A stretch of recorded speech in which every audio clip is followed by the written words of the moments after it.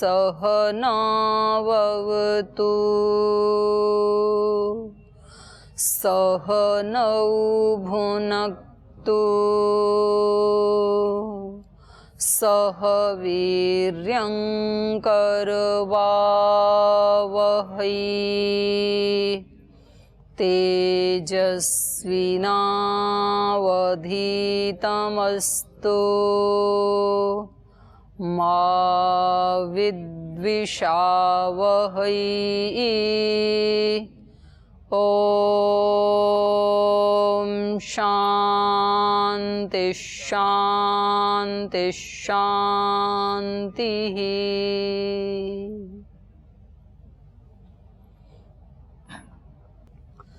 कल के पाठ से पूछना है कुछ? ओम दीदी जी। जी, मेरा प्रश्न यह है कि कर्म की आसक्ति, कर्म का आसक्ति और फल की आसक्ति, इसमें क्या है अंतर है? कर्म की आसक्ति और फल की आसक्ति। फल की आसक्ति जी। नहीं, फल की ही आसक्ति होती है। फल की आसक्ति होती है तभी कर्म में आसक्ति होती है। मुख्य आसक्ति तो फल की ही होती है ना हमारी। दोनों को एक ही समझे ना, एक नहीं है, अलग है जी। लेकिन फल की आसक्ति होगी तभी उस कर्म में आसक्ति होगी। जब आपको ये पता है कि वो फूल मुझे मिले तो मुझे उसका रूप, उसका गंध मुझे पसंद है, तो वो फल चाहिए ना आपको। तो फल चाहिए तो फिर आप वहां तक जाएंगे, उसको तोड़ेंगे, ये कर्म है आपका। तो इस कर्म में आपकी आसक्ति तभी होगी जब उसके फल में आसक्ति है आपकी। मतलब तो मुख्य फल की आसक्ति होती है, कुछ पाना है मुझे, क्योंकि मैं अधूरा हूं, मेरे पास फूल नहीं है, मेरे पास फल नहीं है, मेरे पास प्रेम नहीं है, मेरे पास शांति नहीं है, मेरे पास कपड़ा नहीं है, मेरे पास घर नहीं है, किसी चीज का अभाव है मेरे पास, तो मुझे वो पाना है। तो वो पाना है, वो क्या है? फल। फल है तो उसके लिए मैं कुछ काम भी करूंगा, कर्म करूंगा फिर। तो यही आसक्ति से युक्त कर्म है। और मैं पूर्ण हूं, मुझे कुछ चाहिए ही नहीं। तो अब जो कर्म होंगे वो मुझे कुछ पाना नहीं है, तो मैं किसके लिए कर रहा हूं? यज्ञार्थ। जो यज्ञ होता है उससे यज्ञ को कोई फायदा है क्या? यज्ञ को कुछ नहीं चाहिए। तो यज्ञ किसके लिए है? दूसरों के लिए है। चलिए आगे दे दो। के अंदर में फल की आसक्ति ही होती है। हाँ, फल की आसक्ति ही होती है। आगे दे दो।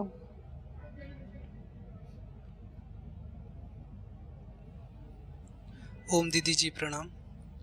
दीदी, कल के 35वें नंबर श्लोक से प्रश्न है, श्रेयान स्वधर्मो विगुणः पर धर्मात् स्वनुष्ठितात् स्वधर्मे निधनम श्रेया पर धर्मो भयावह।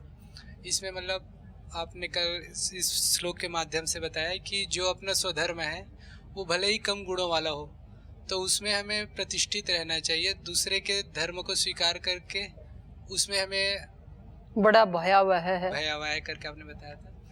तो दीदी, जैसे कोई इंसान कोई काम करता है और वो अपने जीवन में अपने अभ्युदय और निश्रेय सिद्ध करने के लिए उससे उठ के कुछ और करना चाहता है, तो इस स्थिति में वो तो एक ही धर्म में प्रतिष्ठित हो जाएगा उनका। अगर उसकी प्रकृति में है वो, तो वो करे। अंदर से पता लगता है ना कि ये मेरी प्रकृति है या मैं केवल मात्र किसी तात्कालिक लाभ को देख करके नकल कर रहा हूं। जो हमारी प्रकृति में होगा ना वो सहज होगा, फिर उसमें हमें मतलब खींचातानी नहीं करनी पड़ेगी। जैसे कुछ बच्चे ऐसे होते हैं जिनके पिता जो हैं वो एडवोकेट हैं और वो चाहते हैं कि उनका बच्चा भी एडवोकेट बने, और वो बच्चा जो है वो आज्ञाकारी होता है, तो वो लॉ कर लेता है, प्रैक्टिस भी करता है, लेकिन उसकी अपनी जो प्रकृति थी, जो पीछे से भी संस्कार लेके आया था, तो वो थी उसकी चिकित्सा करने की, डॉक्टर बनने की। तो अब वो लॉ की प्रैक्टिस करके भी 2-4 साल फिर वो डॉक्टरेट करता है और डॉक्टर बन जाता है।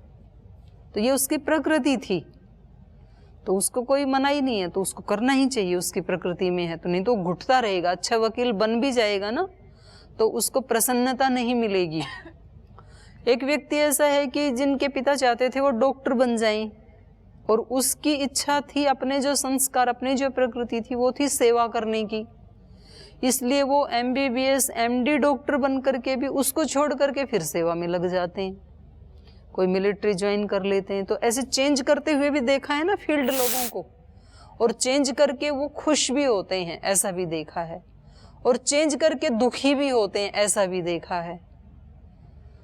तो जब हम उसको चेंज करके दुखी हो रहे हैं, इसका मतलब हमने किसी ना किसी चीज की नकल करके उसको ज्वाइन किया था, उस फील्ड को, तो हम सुखी हो नहीं सकते हैं। फिर तो साधु भी बन गए, देखा देखी बन गए कि अब मेरे सारे साथी संन्यास ले रहे हैं तो मैं भी मुझे भी लेना है। फिर तो थोड़े दिन में वो व्यक्ति डामाडोल, क्योंकि अंदर से तो अपना कोई स्टैंड तो था नहीं। तो फिर वो परेशान भी होते रहते हैं, फिर वो रोते भी रहते हैं, फिर दूसरे को ब्लेम भी करते रहते हैं, दुखी भी होते रहते हैं, कुछ बड़ी उपलब्धि भी नहीं कर पाते हैं। तो इसका मतलब उनकी प्रकृति नहीं थी, प्रकृति नहीं थी। तो जो प्रकृति थी वही करना चाहिए था, उसमें वो ज्यादा सक्सेस हो पाते। जैसे कि कल उसका उदाहरण दिया था एक वणिक का, भामाशाह का।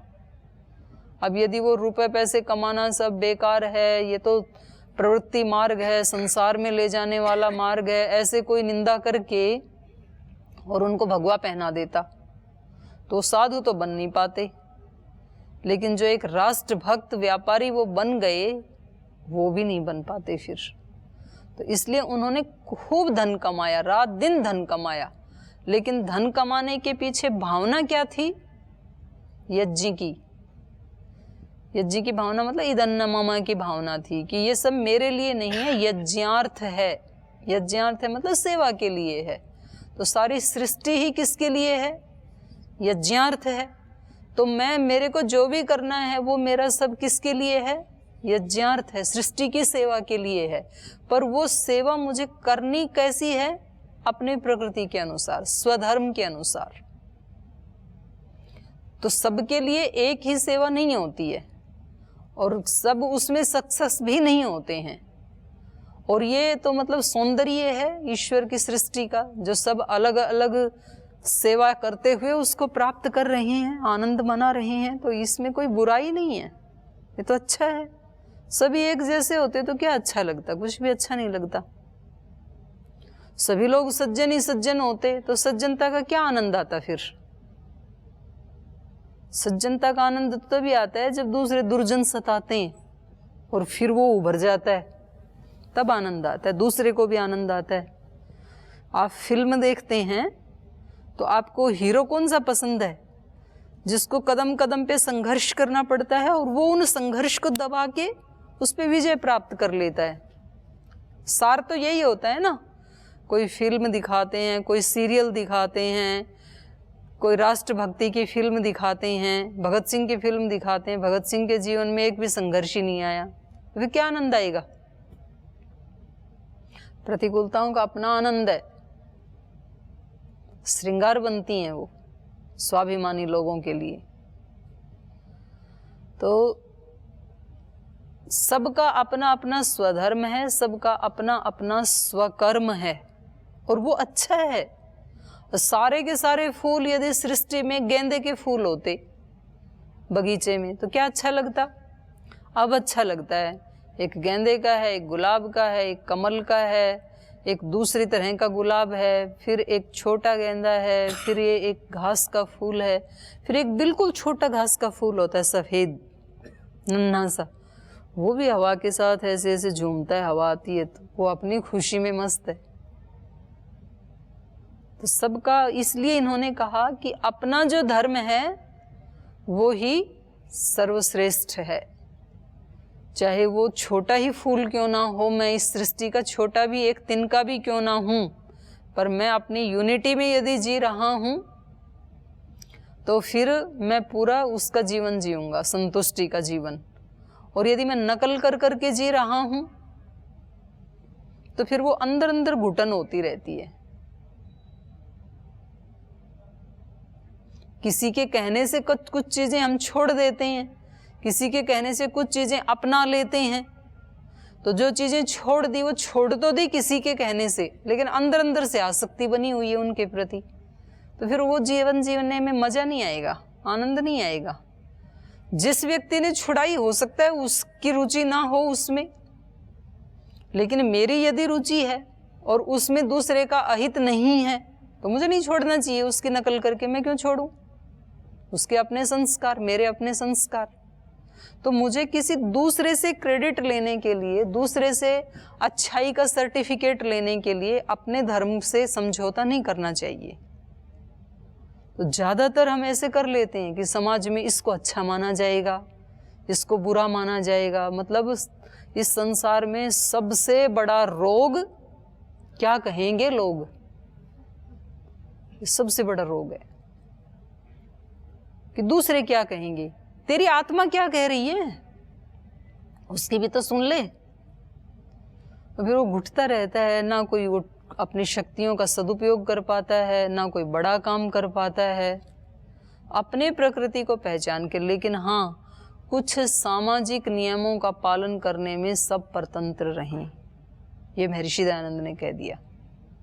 ये नहीं है कि भाई मेरी प्रकृति तो कहती है मैं रोड के बीचों बीच चलूं, ना लेफ्ट चलूं ना राइट चलूं, बीचों बीच चलूं, ये कहता है मेरा मन तो। मेरा मन तो कहता है रोड पे चलते चलते ऐसे रस्सी घुमाते हुए मस्ती में चलूं। तो फिर दूसरे लोगों की भी स्वतंत्रता का ध्यान रख ले भाई, दूसरे भी तो स्वतंत्र हैं। जैसे तेरे मन की मर्जी है ऐसे औरों के मन की भी तो मर्जी है।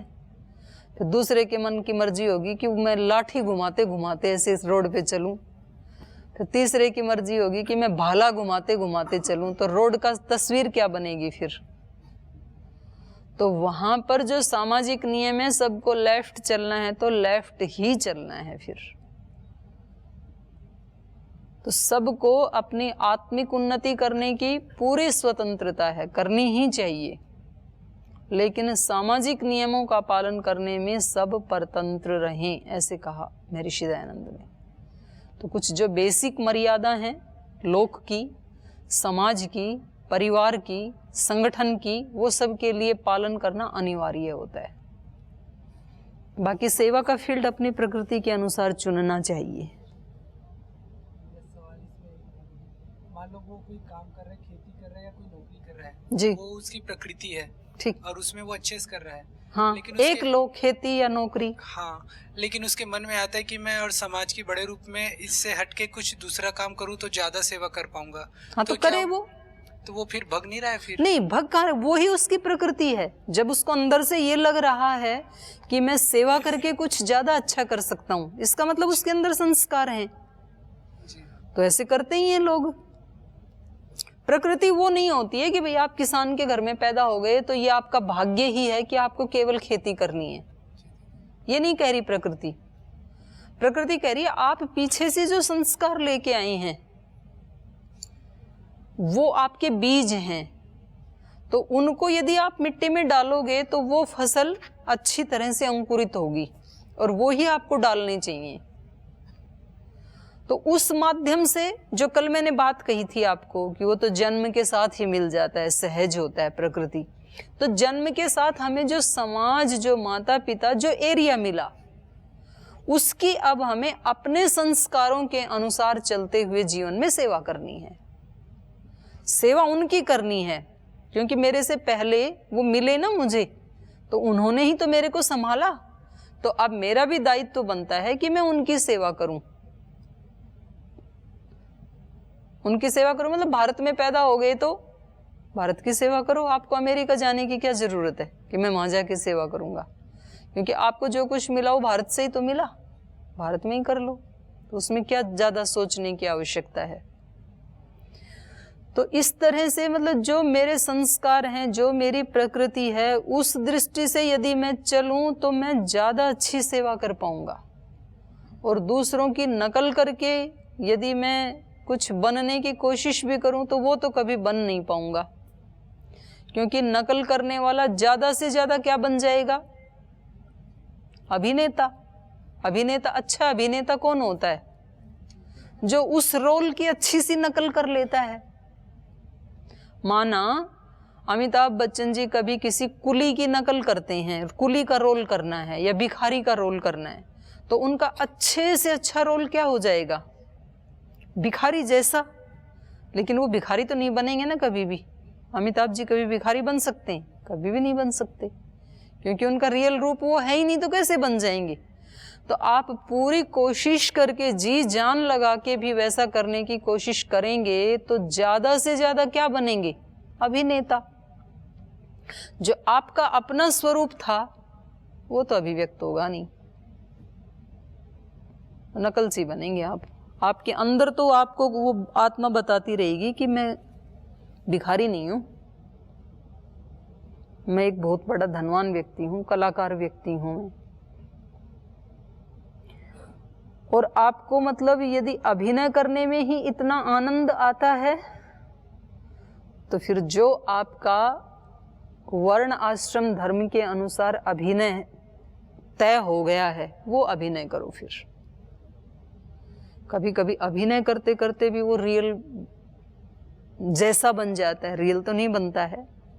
महात्मा गांधी ने अभिनय किया राजा हरिश्चंद्र का, जो सत्य के बहुत बड़े पक्षधर थे, सत्य के लिए जिन्होंने अपना सर्वस्व लुटा दिया। तो बचपन में कभी उसका रोल किया था ड्रामा में, तो बहुत उनको अप्रिशिएट किया, बहुत उनकी प्रशंसा हुई महात्मा गांधी की। उनको भी बहुत अच्छा लगा वो रोल करके। तो उनको लगा रोल करके इतना अच्छा लग रहा है तो क्यों ना जीवन ही ऐसा बना लूं मैं। तो सत्य अहिंसा दो चीज़ों का उन्होंने साधने की कोशिश की, लेकिन हरिश्चंद्र तो नहीं बन पाई, महात्मा गांधी बन गए। लेकिन उस चीज़ से जो मिलना चाहिए था, तो हमें ज़्यादातर इच्छा भी किसकी होती है, जिसका हमारे अंदर संस्कार होता है। लेकिन संस्कार तो अनंत हैं, कोई एक तो है नहीं। तो अब उन संस्कारों में मेजॉरिटी किसकी है, सबसे ज़्यादा क्या करके आनंद आता है मुझे। किसी व्यक्ति को सबसे ज़्यादा आनंद आता है जब वो ध्यान में, समाधि में, उपासना में, सत्संग में बैठता है। तो मतलब है कि उसके अंदर बहुतायत किसकी है, भक्ति के संस्कारों की है। जब कहीं सत्संग होता है, भजन होता है, तो उसको वो योग दर्शन में आए ना भाष्य में, उसको रोमहर्ष होने लगता है, आंखों से अश्रुधारा बहने लगती है। और वहीं पर ही दूसरा व्यक्ति बैठा है, वो कहता है इसको हो क्या गया, क्या पागल जैसी क्रियाएं कर रहा है, रोए जा रहा है। कभी कभी ऐसे सत्संग होते हैं तो कुछ लोग रोते हैं, कुछ नाचते हैं, तो उनके वैसे संस्कार हैं इसलिए वो कर पाते हैं। दूसरा जिसके ज्ञान के संस्कार हैं, उसको लगता है पागल है क्या ये नौटंकी कर रहा है, उठ के नाच रहा है, गा रहा है, हा हू कर रहा है, आंसू बहा रहा है, क्या नाटक कर रहा है। और वो जो नाच रहा है, आंसू बहा रहा है, वो कह रहा है कैसा पत्थर हृदय है, कैसा प्रसंग चल रहा है, इसके ऊपर कोई असर ही नहीं हो रहा है। तो दोनों में ठीक कौन है? दोनों ठीक हैं अपने अपने संस्कारों के अनुसार। उसके ज्ञान के संस्कार हैं, उसके भक्ति के संस्कार हैं, तो वो अपने ज्ञान के मार्ग से चले, वो अपने भक्ति के मार्ग से चले। एक कहता है मैं तो सुबह से शाम तक अपने जो मेरा कर्तव्य कर्म है उसको करके मैं आराम से रात को सोता हूँ, और मेरी कोई उन कर्मों के प्रति आसक्ति नहीं है, फल के प्रति आसक्ति नहीं है। और जिस दिन मैं अपना कर्तव्य कर्म नहीं कर पाता हूँ उस दिन मेरे को अच्छा नहीं लगता है, तो ठीक है, वो कर्मयोगी है। तो जो जिसकी प्रकृति है, अब अर्जुन की प्रकृति क्या थी, युद्ध की है, क्षत्रिय है, तो उसको युद्ध करना ही चाहिए। अर्जुन यदि साधु बन गया तो सक्सेस नहीं हो पाएगा, फेल होगा, क्योंकि उसकी प्रकृति नहीं है ना वो।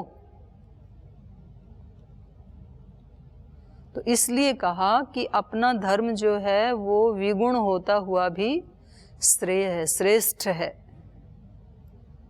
और दूसरे का गुण सुअनुष्ठित, अच्छी तरह अनुष्ठान किया जाता हुआ भी भयावह, पर धर्मो भयावह। वो उसमें लौकिक भाषा में कहते हैं जिसका काम उसी को साजे और करे तो डंडा बाजे। जिसका जो काम होता है वो उसी से शोभा पाता है, उसी का ही होता है वो काम। दूसरा उसकी नकल करेगा तो वो ना तो कर पाएगा उसको, ना दूसरे उससे प्रसन्न होंगे, और वो अपनी चाल और भूल जाएगा। अब मान लो कोई स्वामी जी महाराज की नकल करने लगे, तो क्या कर लेगा?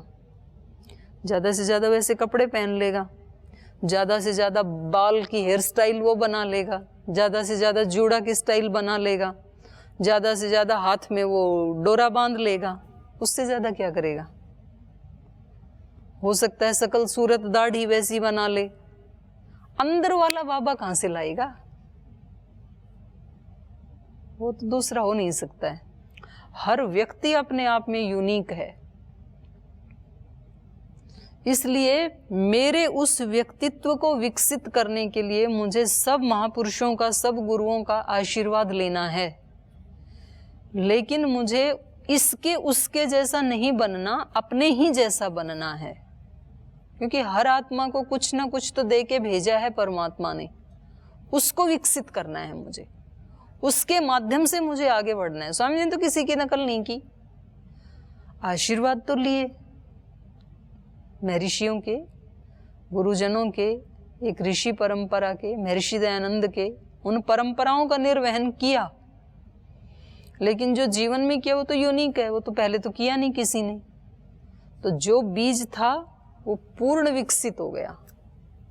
तो अलग अलग बीज हैं, सबके अंदर अलग अलग संस्कार हैं, इसलिए मुझे मर्यादाओं का पालन करने में पूर्ण परतंत्र रहना है, जो भी नियम है, और पूरी सच्चाई ईमानदारी से करना है। जो मेरा कर्तव्य है उसको मुझे 100%, कोई देखे ना देखे, उसका मुझे जरूर अनुष्ठान करना है। ऐसा नहीं कि देख रहे हैं तो उसका पालन कर लिया, नहीं देख रहे हैं तो फिर हम दूसरे के साथ चीटिंग नहीं कर रहे, अपने साथ कर रहे हैं, और इसका फल भी दूसरे को नहीं मिलेगा, अपने को मिलेगा। और जब हम अपने कर्तव्य का पालन कर रहे हैं तो किसी दूसरे पे एहसान नहीं कर रहे, अपने ऊपर एहसान कर रहे हैं, और उसका फल भी दूसरे को नहीं मिलेगा, अपने आप को मिलेगा। और लोगों को लगता है हम तो स्वामी जी के लिए सेवा कर रहे हैं, स्वामी जी ने पढ़ाई में लगा दिया इसलिए पढ़ रहे हैं। स्वामी जी तो एक निमित्त बन गए। हमारे सेवा करने से, हमारे पढ़ने से उनको क्या मिलेगा? वो तो अपना जो लेके आए हैं उन्होंने अपना पूरा विकसित कर लिया। हमारे को वो माध्यम बन करके हमें भी वो विकसित होने के लिए एक अवसर प्रदान कर रहे हैं। इसलिए हम किसके लिए कर रहे हैं? अपने ही लिए कर रहे हैं। नहीं तो हमारी इन शक्तियों का सदुपयोग नहीं होता, हम कहीं आलसी बन जाते, कहीं निठल्ले बन जाते, कहीं राह भटक जाते, तो हमारे अंदर जो प्रतिभाएं थी वो विकसित नहीं हो पाती। किसी कितना भी अच्छा हाइब्रिड का बीज क्यों ना हो, अलमारी में बंद करके रख दिया यदि, तो वो किस चीज का बीज था ये कभी अभिव्यक्त हो पाएगा क्या? कभी भी नहीं होगा। और यदि किसी अच्छे किसान ने किसी अच्छी भूमि में उसको डाल दिया, उपजाऊ भूमि में, और उसको खाद पानी भी दे दिया, तो अब इस बीज में जो प्रतिभाएं छिपी हुई थी वो सारी की सारी विकसित हो जाएंगी। तो गुरु तो यही काम करते हैं, बस वो पहचान करवा देते हैं और वो राह बता देते हैं। फिर वो चलना तो खुद ही होता है, पहचानना भी खुद ही होता है।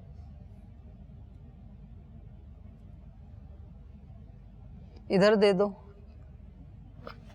नहीं, इधर किसने उठाया था पीछे हाथ? हाँ, ये सुशील।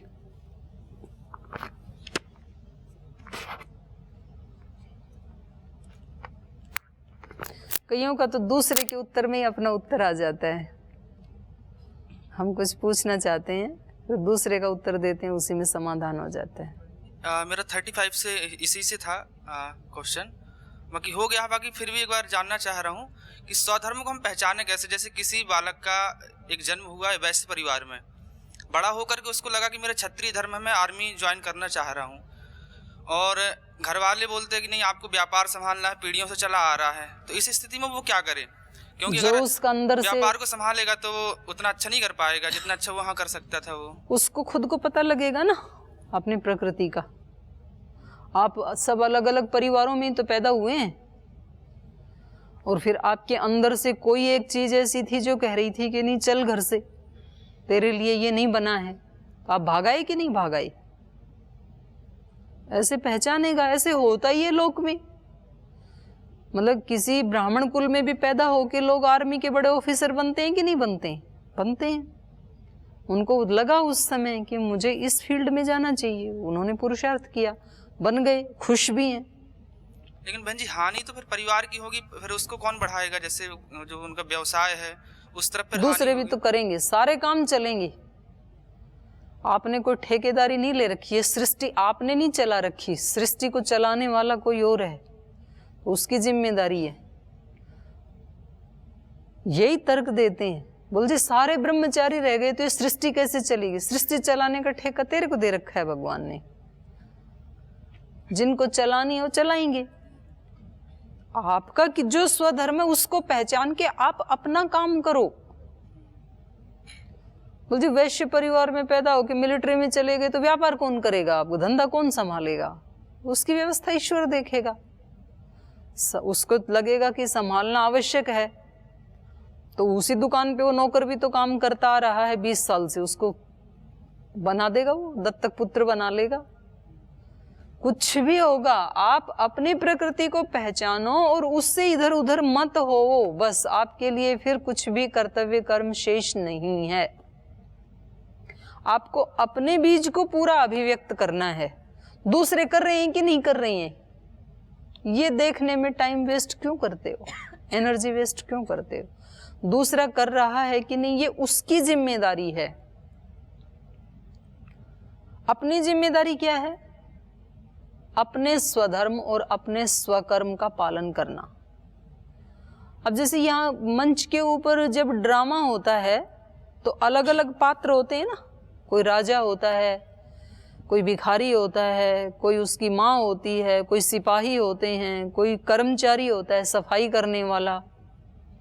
तो सबकी स्क्रिप्ट भी अलग अलग लिखी होती हैं।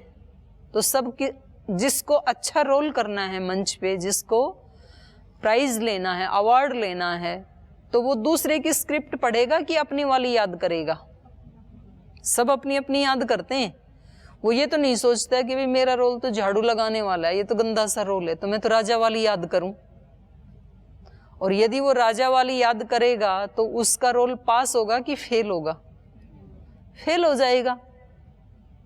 और यदि उसने अपनी स्क्रिप्ट अच्छे से याद कर ली, राजा वाली राजा को याद हो चाहे मत हो, तो कभी ऐसा भी होता है कि राजा अपनी स्क्रिप्ट भूल गया और इसको अपनी अच्छे से याद थी, तो रोल सबसे बढ़िया इसका हुआ। तो पब्लिक ने सबसे ज्यादा तालियां किसके बारे में बजाई? झाड़ू वाले के बारे में। तो उसका पूरा ड्रामा का बेस्ट अवार्ड किसको मिला? झाड़ू वाले को लगा, क्योंकि उसने अपना रोल बहुत अच्छे से अदा किया। तो हमें दूसरे वाले का नहीं सोचना है कि वो कर रहा है कि नहीं कर रहा है अपने धर्म का पालन, अपना सोचना है। मैं कर रहा हूं कि नहीं कर रहा हूं? मैं कर रहा हूं तो मेरी ड्यूटी खत्म। ठीक है सुशील जी, चलें आगे या और किसी का है कोई प्रश्न? प्रसंग कल चल रहा था कि हमें स्वधर्म और स्वकर्म के प्रति कौन सी दृष्टि विकसित करनी है? निष्कामता की दृष्टि विकसित करनी है। अपने स्वधर्म और स्वकर्म का पालन निष्काम भाव से करना है। तो ये कल बता रहे थे कि गीता जब स्वधर्म और स्वकर्म में अविचल रहने के लिए कहती है, तो गीता का अभिप्राय है यज्ञार्थ कर्म। कर्म कैसे करें? यज्ञ की भावना से। तो आज सुबह सुबह यज्ञ आप भी करके आए कि उन्होंने किया था? योग प्रचारकों ने किया था, एक आधे करके आए, सुनील जी करके आए। लेकिन जब भी आप यज्ञ करते हैं, उस पे बैठते हैं, तो मन कैसा होता है? अच्छा लगता है ना? यज्ञ जब करते हैं तो भावना चेंज हो जाती है उस समय, उसके ऊपर बैठते ही। तो हम ऐसे ही अपने सारे कर्मों को जब उस भावना से करते हैं, उस वाली भावना से जो यज्ञ के समय थी, उच्च भावना से, पवित्र भावना से, सेवा की भावना से, तो वो कर्म ही हमारे लिए क्या बन जाता है? फिर भक्ति बन जाता है। फिर उसको अलग से मंदिर जाने की आवश्यकता नहीं होती है। तो कह रहे हैं हम अपने काम को दो दृष्टि से कर सकते हैं, यज्ञार्थ दृष्टि, अयज्ञार्थ दृष्टि। यज्ञार्थ दृष्टि होती है दूसरे की सेवा, और अयज्ञार्थ दृष्टि होती है अपनी सेवा। तो हम अपनी खुशियों के लिए, अपने सुख के लिए काम करते हैं या दूसरों के सुख के लिए काम करते हैं? वैसे तो वास्तव में तो दूसरों के सुख के लिए काम करते हैं, वो भी अपने ही सुख के लिए होता है, लेकिन उसमें हमने केंद्र किसको रखा? दूसरे को रखा। क्योंकि मेरे को सुख कब मिलता है? जब दूसरे खुश होते हैं।